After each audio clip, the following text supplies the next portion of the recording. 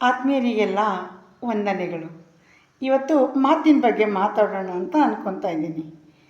ನಾವು ಮಾತಾಡಿದರೆ ಕೇಳ್ತಾ ಇರಬೇಕು, ಆ ಥರ ಇರಬೇಕು. ಹೇಗೆ ಅಂದರೆ ಲಿಂಗ ಮೆಚ್ಚಿ ಹೌದೌದೆನ್ನೋ ಥರ ನಮ್ಮ ಮಾತಿನಲ್ಲಿ ಒಂದು ತೂಕಬದ್ಧವಾದಂತಹ ಒಂದು ಗಟ್ಸ್ ಇರಬೇಕು, ಒಂದು ಗತ್ತಿರಬೇಕು, ನಯ ವಿನಯತೆ ಇರಬೇಕು. ಕೇಳಿದರೆ ಮತ್ತೊಬ್ಬರಿಗೆ ಏನು ಹೇಳ್ತಾ ಇದ್ದಾರಲ್ಲ ಕೇಳೋಣ, ಇದರಿಂದ ಏನಾದರೂ ಉಪಯೋಗ ಆಗುತ್ತಾ ಅಥವಾ ನನ್ನ ಜೀವನದಲ್ಲಿ ಏನಾದರೂ ಪ್ರಭಾವ ಬೀರುತ್ತಾ ಅನ್ನೋ ಥರ ಇರಬೇಕು. ನಾವೇನು ಮಾಡ್ತೀವಿ, ನಮ್ಮ ಮಾತಿಂದ ಕೆಲವು ಸಲ ನಮ್ಗೆ ಗೊತ್ತಿಲ್ಲದೇ ಎದುರಾಳಿಗಳ ಮೇಲೆ ಬಾಣ ಪ್ರಯೋಗ ಮಾಡಿಬಿಡ್ತೀವಿ. ಅದು ಅವ್ರಿಗೆ ಗೊತ್ತಾಗೋದಿಲ್ಲ, ಅಂದವರಿಗೆ ನೆನಪಾಗೋದಿಲ್ಲ. ಆದರೆ ಅನ್ನಿಸ್ಕೊಂಡವರಿಗೆ ಒಂದು ಪುಟ್ಟ ಮಾತು ಸಾಕು ಅವರ ಮನಸ್ಸು ಒಡೆದೋಗಲು ಅನ್ನೋದು ನಾವು ಮರಿಬಾರ್ದು. ನಮ್ಮ ಮಾತು ಒಬ್ಬರ ವ್ಯಕ್ತಿತ್ವನ ಕೊಂಡಾಡೋ ಥರ ಇರಬೇಕು.